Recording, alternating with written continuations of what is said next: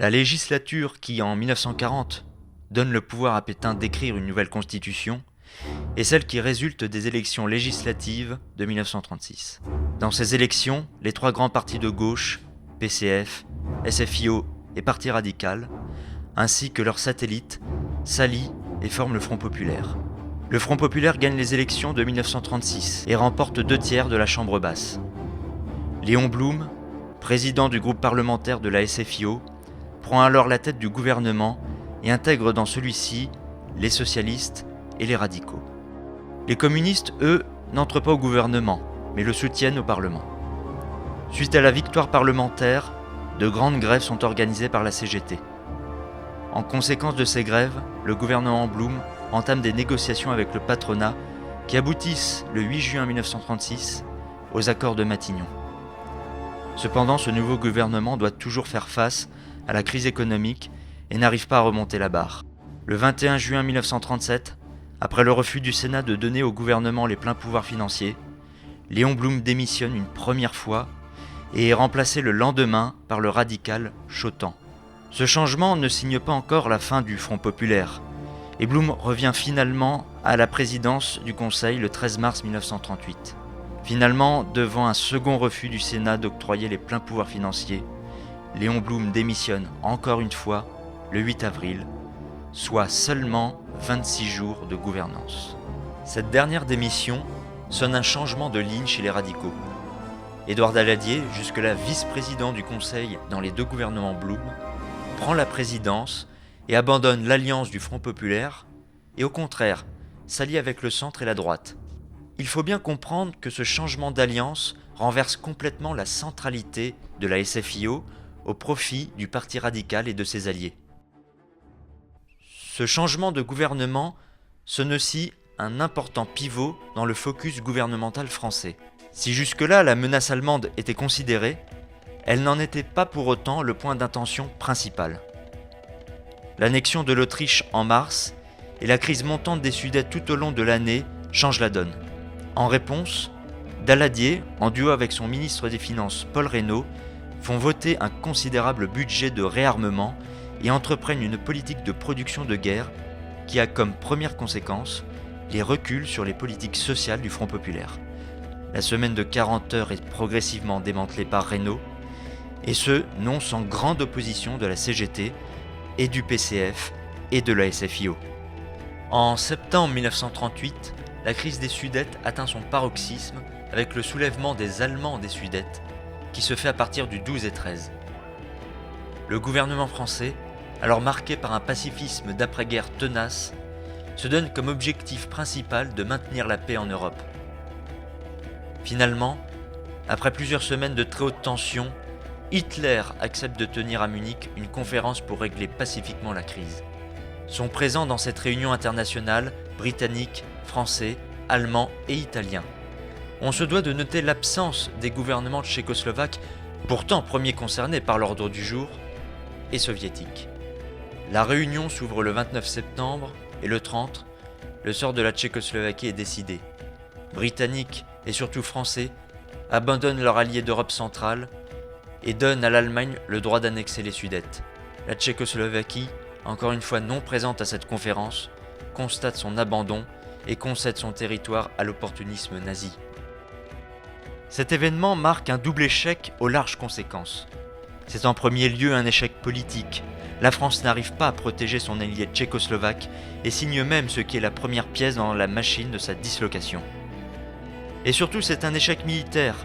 Daladier ainsi que l'état-major français ne se croient pas prêts à une guerre contre la puissance allemande, mais omettent complètement que cette dernière l'est encore moins. Les généraux allemands Wilhelm Keitel, Alfred Jodl et Heinrich von Manstein reconnurent 8 ans plus tard au procès de Nuremberg que si les 100 divisions françaises avaient passé le Rhin en coordination avec leurs alliés tchécoslovaques à l'Est, la Reichswehr aurait été écrasée. Cependant, le pacifisme de Daladier ainsi que l'immobilisme irrationnel de l'état-major français ont empêché de fermer ce qui aurait dû être la parenthèse de l'expansionnisme allemand.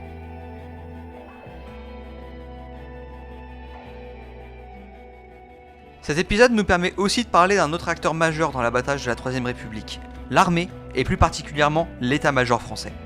Gérard Boulanger, dans son ouvrage À mort la gueuse, revient sur la doctrine de cet état-major qu'il décrit comme se fondant sur l'inviolabilité du territoire, la défense à tout prix sur une ligne fortifiée et la sacralisation du front continu. Cette doctrine, Gérard Boulanger l'appelle la doctrine Pétain. Cependant, il ne faut pas la voir comme seul produit du alors maréchal Pétain, mais bien d'un avis plus global de la majorité du personnel haut gradé français.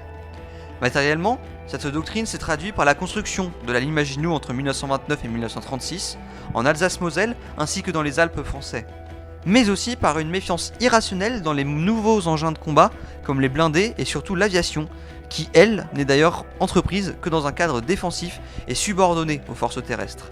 L'état-major, alors principalement représenté dans notre période par 3 hommes, Maxime Weygand, Maurice Gamelin et Philippe Pétain, pousse le personnel politique à un immobilisme total. Immobilisme premier responsable de la remilitarisation de la Rhénanie en 1936, de l'annexion de l'Autriche en 1938, l'abandon de l'allié tchécoslovaque la même année, mais aussi l'abandon de l'allié polonais en 1939. Par-delà la doctrine, il faut comprendre que ce personnel militaire est en grande partie héritier d'une longue tradition anti-républicaine. Maxime Weygand, chef de l'état-major français entre 1930 et 1931, est un monarchiste à peine déguisé, chose qui lui vaut d'ailleurs d'être écarté du territoire métropolitain pour la Syrie-Liban au déclenchement de la guerre. Il faut noter la contribution doctrinaire de ce général réactionnaire au sein du Conseil supérieur de la guerre entre 1924 et 1935, où il devient vice-président en remplacement de Pétain. Il est l'un des grands artisans de cette mal nommée doctrine Pétain décrite précédemment. Philippe Pétain est aussi un anti-républicain, mais discret. Dès 1916, il lâche au alors président de la République Raymond Poincaré La Constitution, moi, je m'en fous. Après la guerre, auréolé d'une gloire qu'il a bien entretenue, il est nommé maréchal de France, mais reste tranquille politiquement. Cependant, cette apparente prise de distance avec le champ politique ne sert qu'à camoufler sa véritable ambition. Le 9 février 1934, à la suite des émeutes fascistes qui ont tenté de renverser la République le 6, Philippe Pétain est nommé ministre de la guerre dans le gouvernement d'union nationale mené par le radical Doumergue.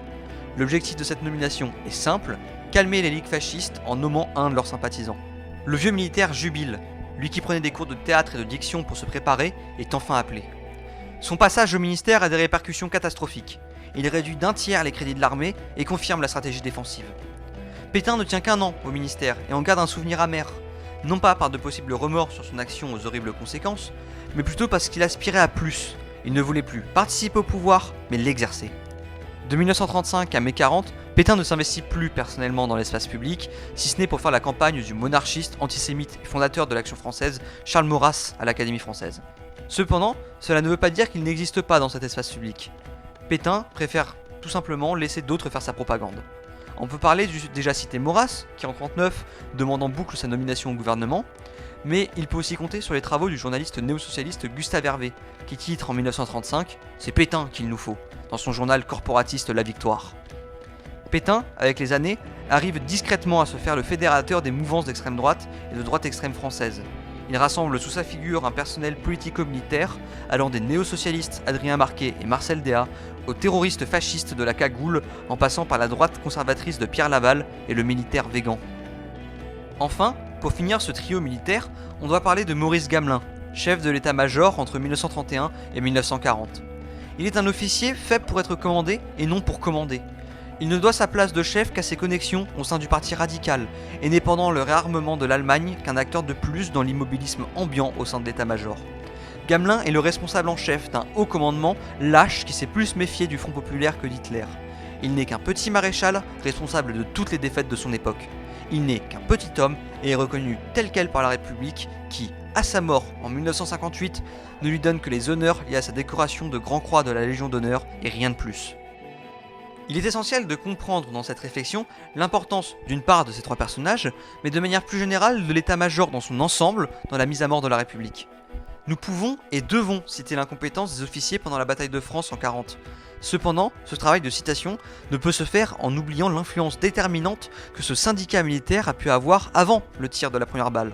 Si les artisans du national-socialisme ont pu avoir les mains libres pour redessiner les cartes européennes, c'est bien parce que, en France, tout comme en Angleterre, il y avait des hommes, des militaires et des politiciens qui les ont laissés faire au nom d'une doctrine qui avait une guerre de retard.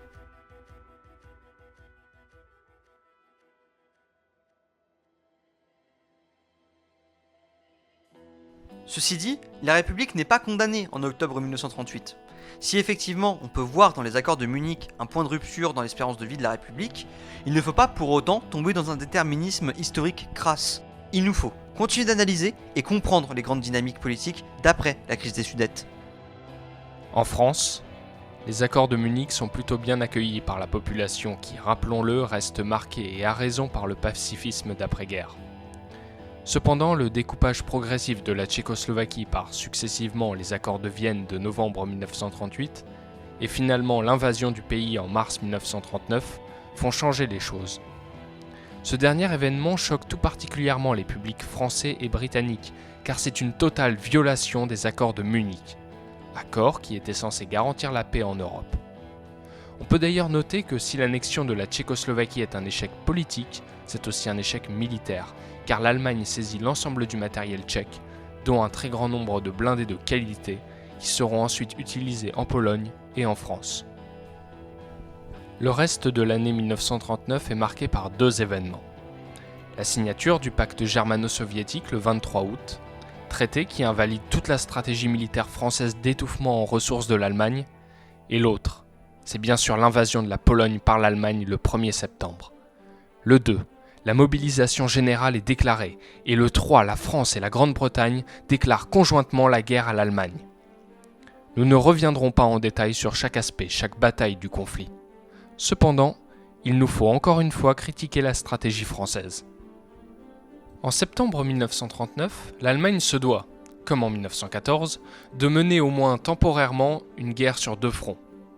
Or, si le Deuxième Reich avait eu de nombreuses années pour se préparer longuement à la guerre, il est important de rappeler que son successeur n'en a à peine eu que 6. Le constat est qu'au début de la guerre, la majorité des forces allemandes sont concentrées à l'est contre la Pologne et que les troupes à l'ouest, sur la frontière française, sont à minima 3 fois moins nombreuses que leurs vis-à-vis. Cependant, à cause d'un manque de préparation, d'un minage allemand efficace mais aussi d'un manque de volonté, Gamelin ne lance contre les Allemands que 9 divisions dans la région de la Sarre et garde le reste sur la ligne Maginot. De fait, Gamelin abandonne la Pologne à l'Allemagne. Une Pologne qui d'ailleurs, à partir du 17 septembre, est aussi envahie par l'Union soviétique. Cette offensive sur la Sarre n'accomplit rien, sinon une belle mission de propagande. De là commence une longue période de 8 mois appelée la drôle de guerre où Français et Allemands ne s'attaquent pas. La drôle de guerre a principalement 3 conséquences. 1. Elle permet à l'Allemagne de gagner du temps et d'ouvrir d'autres fronts, comme au Danemark ou en Norvège, ce qui permet de sécuriser son approvisionnement en matières premières. La deuxième conséquence est que cela permet à l'Allemagne de reconstituer les pertes liées à la campagne de Pologne, ainsi que reconstituer de nouvelles forces, notamment blindées. Enfin, la drôle de guerre déstabilise profondément le gouvernement français. En effet, la mobilisation n'est pas forcément bien accueillie dans une France qui doit commencer ses moissons et qui est toujours en partie marquée par le pacifisme. Daladier, le signataire des accords de Munich, tente dans un premier temps de faire diversion en s'attaquant brutalement aux députés communistes. Par crainte de l'alliance des communistes avec le Troisième Reich, le président du Conseil décide, le 26 septembre 1939, de dissoudre le Parti communiste. Mais les communistes sont toujours présents à l'Assemblée. Cependant, la loi du 20 janvier 1940 vient porter le coup fatal à ces parlementaires, car, ce jour-là, 60 députés et un sénateur sont démis de leurs fonctions pour avoir refusé de condamner le pacte germano-soviétique. Ils sont vus comme des traîtres. Ces 61 parlementaires seront autant de voix en moins lorsqu'il s'agira de défendre la République lors du vote fatidique du 10 juillet 1940. Cependant, la diversion ne peut pas durer éternellement, et suite à la non-intervention décidée par le gouvernement français dans la guerre d'hiver opposant la Finlande à l'Union soviétique, Daladier est finalement renversé le 20 mars 1940. Le lendemain, le 21, c'est le ministre des Finances de centre droit, Paul Reynaud, qui prend la présidence du Conseil des ministres. Il nous faut nous attarder sur Paul Reynaud, car il est à partir de là un des acteurs, si ce n'est l'acteur le plus important dans la mise à mort de la République. Paul Reynaud est un homme politique de centre droit, mais affilié à partir de 1936 au groupe parlementaire du Parti radical. Reynaud commence sa carrière politique dans les Basses-Alpes, où il est élu député en 1919. Mais, battu en 1924, il décide alors de bouger pour Paris, où il est réélu député en 1928. Reynaud est un pur produit de la bourgeoisie parisienne. Il fréquente les grands salons et est un habitué des gouvernements du début des années 30. Il entre dans le cabinet Tardieu en 1930 en tant que ministre des Finances, puis dans les cabinets Laval 1, 2 et 3 de 31 à 32, et enfin dans un second cabinet Tardieu en 1932. En 1938, quand il intègre le premier gouvernement Daladier, il représente la frange la plus conservatrice du gouvernement et démantèle petit à petit les avancées sociales instaurées par le Front populaire. Il est important de noter la rivalité tenace qui existe entre Daladier et Reynaud. Les deux hommes se détestent et se le rendent bien. Reynaud, à la base un avocat, est un homme éloquent qui savait se faire remarquer en défendant ses idées. Cependant, il est aussi un homme indécis qui est particulièrement vulnérable aux pressions de son entourage. Et justement, parlons de son entourage. Comme nous l'avons dit, Reynaud est un pur produit de la bourgeoisie parisienne, et cela se reflète très bien dans ses compagnons de voyage, car il est entouré d'opportunistes conservateurs, voire réactionnaires, tels que le directeur de la Banque d'Indochine, Paul Baudouin, le magnat de la presse, Jean Prouvost, ou encore le haut fonctionnaire Yves Boutillier. Même jusqu'en amour, Reynaud est influençable, car sa maîtresse, Mademoiselle de Porte, a sur lui une influence qui se constate jusque dans la nomination des ministres. Il est très important de comprendre le rôle de ses proches, car à partir de la nomination de Reynaud à la présidence du Conseil, ils sont tous, petit à petit, intégrés au gouvernement et deviennent paradoxalement les meilleurs ennemis de Reynaud et les meilleurs alliés de Pétain. Pétain qui est d'ailleurs nommé vice-président du Conseil le 18 mai par Reynaud, dans le but de, ouvrez les guillemets, remonter le moral du pays, fermez les guillemets. Il est à noter que cette nomination est faite sans l'influence de quiconque. C'est une initiative personnelle de Reynaud. Et quelle initiative! Le 10 mai, les Allemands mettent fin à la drôle de guerre et attaquent la Belgique, Luxembourg et les Pays-Bas. L'état-major étant convaincu que la bataille prendrait lieu dans les plaines du Nord, il y envoie le gros des troupes mobiles et expérimentées. Cependant, dans ce qui semblait être un pari fou, les Allemands concentrent leur attaque dans le secteur des Ardennes et percent le dispositif français dès le 13 mai à Sedan. Le 20 mai, le général Guderian atteint finalement la Manche, ce qui a pour conséquence de couper le front en deux. Le maréchal Gamelin est totalement dépassé par la situation et Reynaud décide de le remplacer le 19 par Weygand. Cependant, il ne faut voir ce changement que comme résultant de la situation militaire. En effet, Gamelin était un très proche de Daladier, et donc Reynaud voit avant tout dans cette nomination un moyen d'affaiblir son rival qu'il finit finalement par éjecter du Conseil des ministres dans le remaniement du 5 juin.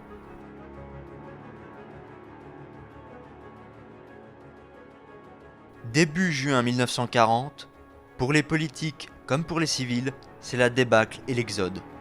Dans le dénuement le plus complet, le gouvernement français quitte Paris pour se réfugier d'abord dans les châteaux de la Loire, puis à Bordeaux les 14 et 15 juin, où le gouvernement se stabilise.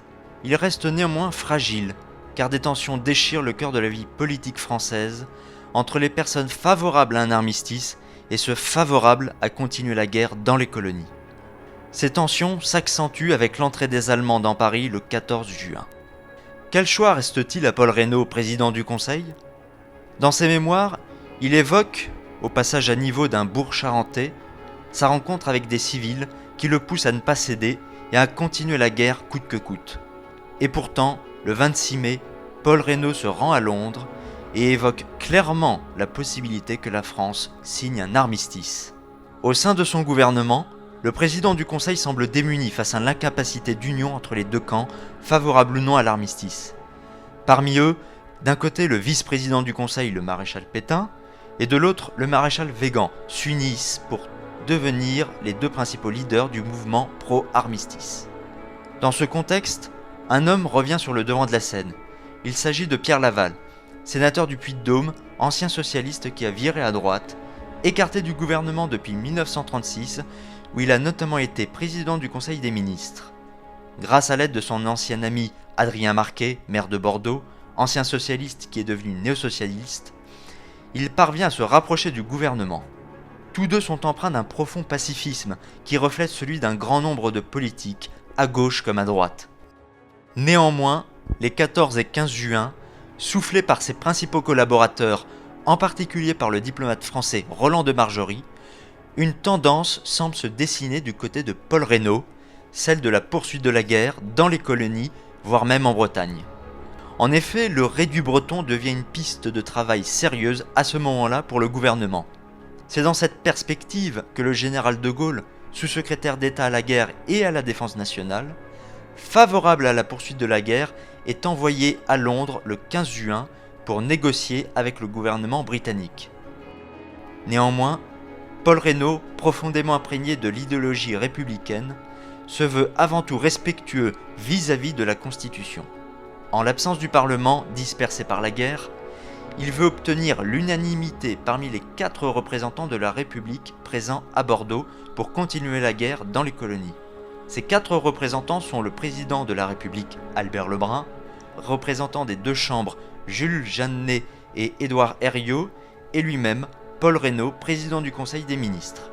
À partir de là, la décision de partir en Afrique se trouve bloquée du fait de la division qui règne au sein du gouvernement. Le 16 juin 1940 au matin, à Bordeaux, le premier Conseil des ministres a lieu. L'hypothèse du départ pour les colonies ne semble pas la solution privilégiée par le gouvernement. En début d'après-midi, De Gaulle téléphone à Reynaud pour lui annoncer une nouvelle extraordinaire. Le gouvernement britannique de Winston Churchill propose l'union des gouvernements britanniques et français sous la direction de Paul Reynaud. En fin d'après-midi, à Bordeaux, les ministres sont de nouveau convoqués, mais la proposition de Churchill est refusée. Pour Pétain et ses collaborateurs, il est hors de question d'être à la solde de l'Empire britannique. Maintenant, il est clair que la tendance au sein du gouvernement bascule en faveur de l'arrêt des hostilités, ce qui pousse Paul Reynaud à démissionner le soir du 16 juin. Selon De Gaulle, rentré en France dans la soirée, l'ancien président du Conseil semblait soulagé d'un fardeau insupportable. À la demande d'Albert Lebrun, le maréchal Pétain prend logiquement sa place de président du Conseil des ministres et forme un nouveau gouvernement.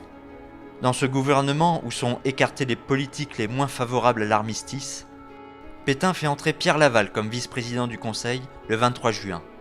Le 17 juin, le gouvernement se réunit et définit des conditions nécessaires à un armistice. Pétain reste très vague sur ce que la France pourra accepter des Allemands, ce qui leur offre de nombreuses possibilités. Mais le gouvernement définit 5 points d'une liste succincte des concessions qui ne pourraient être faites sans porter atteinte à l'honneur.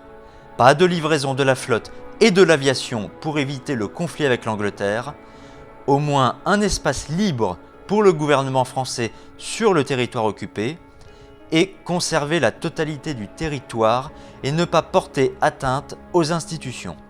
Mais ces définitions sont vagues, floues, donc en faveur des nazis.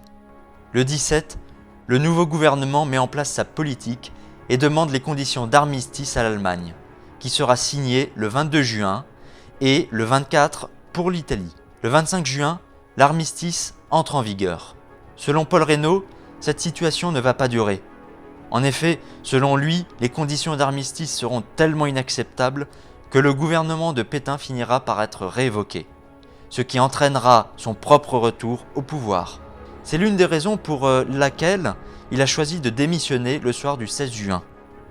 De son côté, le général de Gaulle lance un appel à la BBC pour inviter les Français à poursuivre le combat et à refuser l'armistice le 18 juin 1940. Arrivé la veille à Londres, il va progressivement mettre en place un nouveau gouvernement parallèle à celui déjà existant, celui de la France libre. Mais en France métropolitaine, malgré la signature de l'armistice, le climat reste très tendu et divisé. En témoigne l'affaire du Massilia.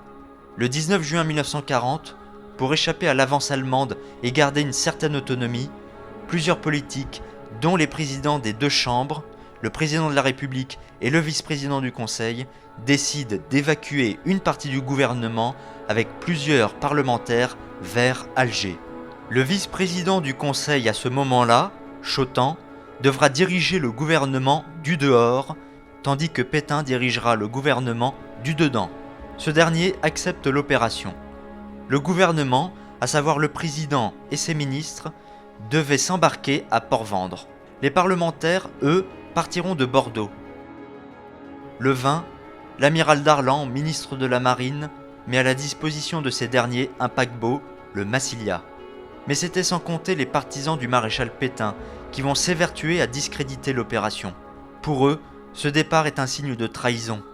Le 20, le sous-secrétaire d'État, Raphaël Alibert, va même plus loin en décidant de mentir au président de la République. Non, les Allemands n'ont pas franchi la Loire, et par conséquence, il n'y a pas de raison de partir. L'arrivée au pouvoir de Laval le 23 enterre définitivement le projet. Le problème, c'est que depuis le 21 juin, le Massilia a déjà levé l'ancre avec à son bord 27 parlementaires qui n'arriveront à Alger que le 24 juin et qui ne pourront pas être présents au moment des journées décisives en ce début de mois de juillet 1940 à Vichy. 29 juin 1940.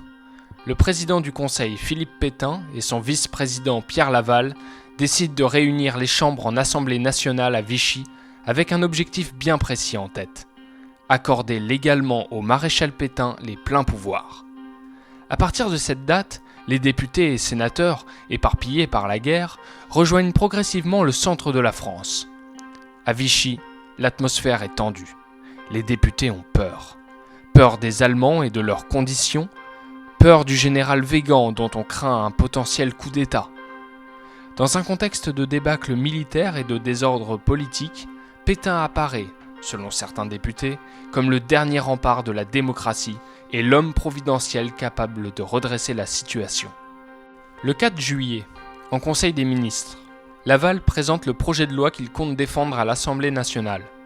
Ce texte garantit que, ouvrez les guillemets, l'Assemblée nationale donne tout pouvoir au gouvernement sous l'autorité du maréchal Pétain, président du Conseil, à l'effet de promulguer par un ou plusieurs actes la nouvelle constitution de l'État français.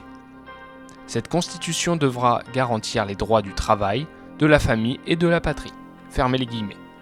Soyons clairs, il ne s'agit pas d'octroyer les pleins pouvoirs à un homme pour qu'il exerce le pouvoir seul, mais de lui donner les pleins pouvoirs pour qu'il révise la Constitution. Et c'est à partir de cette révision que le maréchal Pétain s'octroiera les pleins pouvoirs pour gouverner seul. Dans tous les cas, à Vichy, il n'y a plus de place au doute. Le nouveau gouvernement dirigé par le président du Conseil Philippe Pétain, d'ailleurs absent en ces journées décisives de juillet 1940, vire à l'autoritarisme. Dans l'ombre, le vice-président du Conseil, Pierre Laval, se prépare. Les réunions informelles entre le vice-président du Conseil et divers députés et sénateurs se multiplient, et le projet politique du nouveau gouvernement ne fait plus aucun doute. Selon Paul Boncourt, Laval a clairement affirmé sa volonté d'aligner son régime politique sur celui des vainqueurs. Le député des Hautes-Pyrénées, Gaston Manent, lors d'une réunion de la Chambre du 7 juillet 1940, se souvient des propos de Laval. Il écrit « Pierre Laval nous dit, en substance, que nous devions nous aligner sur les pays totalitaires. Il y eut des protestations dans la salle. Maintenant, c'est très clair. Pour les parlementaires, en ce début d'été 1940, le vote des pleins pouvoirs pour réviser la Constitution va entraîner la mise en place d'un nouveau régime autoritaire et collaborateur. La vie politique française est désormais divisée en deux camps. Les partisans d'un régime autoritaire et les défenseurs de la République. Ces derniers ne tardent d'ailleurs pas à se mobiliser. Le 5 juillet, le sénateur Paul Boncourt parvient à réunir 37 signatures autour d'un projet de loi visant à annuler l'octroi des pleins pouvoirs au maréchal Pétain. Le 8 juillet, le député Gaston Manent va plus loin en proposant un texte qui s'oppose à l'idée même de révision constitutionnelle. 27 parlementaires signent ce texte. C'est la déclaration des 27. Dans cette motion, Manent et ses acolytes écrivent noir sur blanc que l'octroi des pleins pouvoirs au maréchal Pétain aboutirait inéluctablement à la disparition du régime républicain.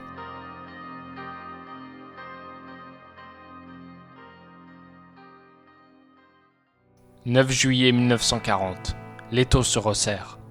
Le Sénat et l'Assemblée se réunissent séparément pour décider s'il y a lieu ou non de réviser la Constitution, et ainsi décider si oui ou non il faut octroyer les pleins pouvoirs au maréchal Pétain. Très peu de personnes osent s'opposer, seulement 3 députés et un sénateur. Comme l'explique très bien le député Jules Moch, on craint les arrestations arbitraires juste avant la séance fatidique du 10 juillet. Il faut savoir se préserver pour le jour J. Il faut dire que l'atmosphère est devenue irrespirable et que la démocratie est déjà en train de basculer. En effet, les menaces de mort de la part des partisans du nouveau gouvernement et la présence massive de policiers sont monnaie courante à Vichy en ce début du mois de juillet 1940. Il est clair qu'il y a une volonté de la part de Pétain et de Laval d'intimider les parlementaires avant le vote. Le 10 juillet justement, au théâtre du Grand Casino de Vichy, l'Assemblée nationale se réunit sous la présidence de Jules Jeanneney. Avant l'examen du projet de loi de révision constitutionnelle, 10 orateurs doivent prendre la parole. Parmi eux figure Vincent Bady qui doit lire la déclaration des 27, espérant ainsi faire adhérer plusieurs parlementaires à la cause de Gaston Manent. Mais à peine le premier eut commencé à parler que de nombreuses voix s'élèvent pour leur ordonner de se taire. Malgré les protestations, Badi essaye tant bien que mal de monter jusqu'à la tribune, mais en vain. De nombreux huissiers et le député Fernand Buisson le repoussent sans ménagement.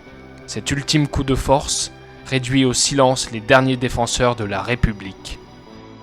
Le projet de loi constitutionnelle est finalement approuvé par le vote de 569 parlementaires. 20 personnes s'abstiennent et 80 seulement ont le courage de dire non à un projet de loi synonyme de dérive autoritaire. Parmi ces 80, on retrouve 57 députés et 23 sénateurs issus essentiellement des partis de gauche, socialistes, radicaux et gauche démocratique. De par leur vote, ils deviennent ainsi les premières personnes à résister au nouveau régime politique qui se met en place en France dès le lendemain, le 11 juillet 1940. En effet, grâce à l'obtention de ses pleins pouvoirs, et à partir de cette date, le chef du Conseil Philippe Pétain peut commencer la révision de la Constitution. À Vichy, Laval et ses partisans ont réussi leur coup, en utilisant les mêmes méthodes qui serviront de base à la construction du nouveau régime politique. Ainsi est né l'État français, et ainsi meurt la Troisième République.